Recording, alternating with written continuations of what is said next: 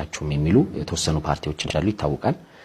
ጠቅላይ ሚኒስትሩ ደግሞ ፓርላማ ቀርበው ምርጫ ሰላም መቼ እንደሚሰፍን ማንንም ማረጋገጫ መስጠት ስለማይችል ምርጫው መደረግ አለበት ይላሉና ምርጫው ይዞ የሚመጣው ጉዳት ሊኖር አይችልም ለኢትዮጵያ ወይም ደግሞ ለብሔሮችም ጥቅም? እኔ እንግዲህ ከዚህ በፊት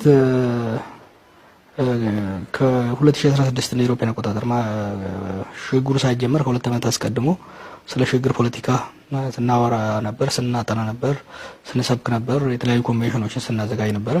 አንዱ ስለ ምርጫ ውይይት መደረግ ነበረበት። ስለ የነበረው ጠቅላይ ሚኒስትሩ ስልጣን በያዘ በማግስቱ የሀገሪቷን ልሂቃን ሰብስቦ ስለ ምርጫ መደራደር መጀመር ነበረበት። የቅድመ ምርጫና ድህረ ምርጫ ግጭቶች እንዳይፈጠሩ ምርጫ አጨቃጫቂ እንዳይሆንና ለዲሞክራሲ ትንሳኤ የሚያበስር እንጂ የሀገርን አደጋም የሚያደርስ መሆን የለበትም የሚል ስወተውት ነበረ። ይሄንን እኔም በተለይ አቶ ሌንጮ በተደጋጋሚ በውስም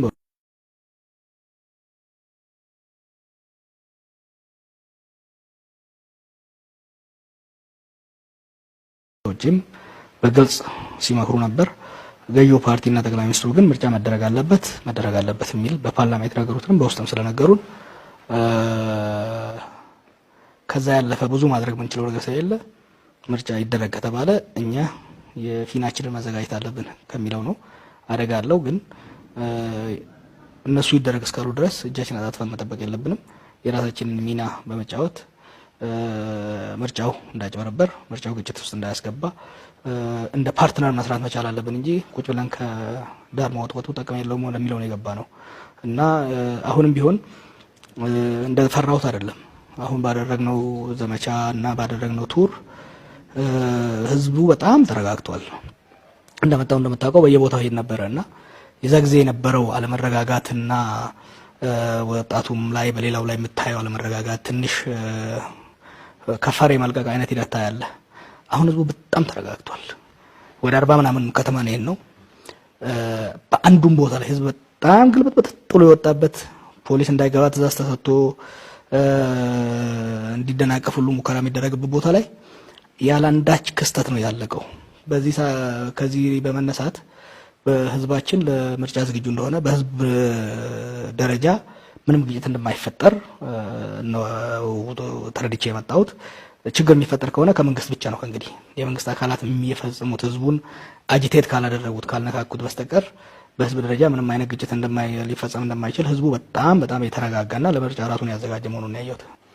አሁን አንተ እንደዚህ ያልክ እንጂ አሁን ምናልባት እናንተ ሄዳችሁበት የኦሮሞን ህዝብ የሚወክል ፓርቲ ስለሆነ ይሆናል የሌላ ብሔር ፓርቲ የሚወክል ወይ ደግሞ የኢትዮጵያ የአጠቃላይ ኢትዮጵያ በሚል ስያሜ ውስጥ ያሉ የፖለቲካ ፓርቲዎች ግን በክልሎች በኦሮሚያም ይሁን በአማራ ክልል በሌሎች ክልሎች እንደ ልብ ተዘዋውረን መስራት አልቻልንም፣ ጽፈት ቤቶቻችንም ይዘጋሉ በሚል ለምሳሌ በአዳማ የተዘጉ ጽፈት ቤቶችን የአብንም ጨምሮ ኢዜማም በተለያዩ አካባቢዎች በመንቀሳቀስ ላይ የተወሰነ ችግር እንዳጋጠማቸው ሲገልጹ እንሰማለን።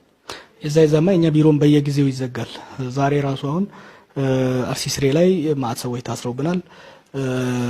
ጅማ ወረዳዎች ላይ የቢሮዎችንን ሰባብረውታል። ይሄን የሚያደርገው መንግስት ነው፣ ህዝብ አይደለም። ኦሮሚያ ውስጥ ማንኛውም ፖለቲካል ፓርቲ ህዝባችንን እየነገርን ያለ ነው።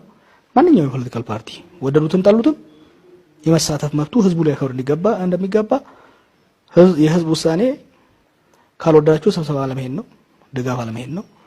አልቲሜትሊ ደግሞ ኮሮጆ ጋር ሲሄዱ ድምጽ አለመስጠት ነው። ስለዚህ ህዝባችን ይሄ ፓርቲ የኦሮሞ ፓርቲ ነው፣ ይሄ የኦሮሞ ፓርቲ አይደለም፣ ይሄንን እንወደዋለን፣ ያን እንወደዋለን፣ ያንን በሚያደርገው ተሳትፎ ነው መግለጽ ያለበት እንጂ በመከልከልና በማሸግ አይደለም።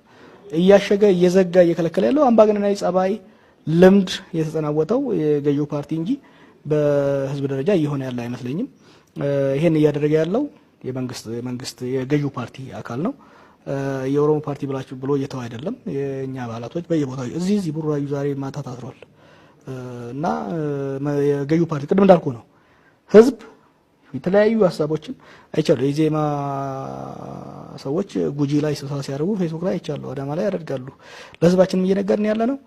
ማንኛውም ፓርቲ ሁሉ ለምን የሰይጣናዊ ፓርቲ አይሆንም? መጥቶ ማደራጀት ማነጋገር ይችላል።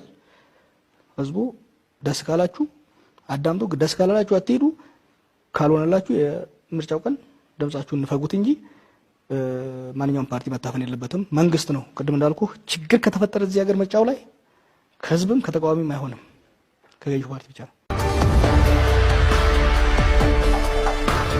አሁን አንዳንድ በተለያዩ እንትኖችም የሚጻፉ አሁን በተለይ ፎሬን ፖሊሲ በሚለው መጽሔት ላይ በተደጋጋሚ ሲጻፋ ያለው ብሔርተኝነት ኢትዮጵያ ውስጥ መጠኑ በዝቷል በሚል የሚያነሱ በተለይ አዲሱ ላሽተው የተባሉ ጸሐፊ ከብሩኪንግ ኢንስቲትዩት የጻፉ ናቸው። ወንድማገኝ ታደሰ እንደዚህ የጻፉ ናቸው። እነዚህ ሰው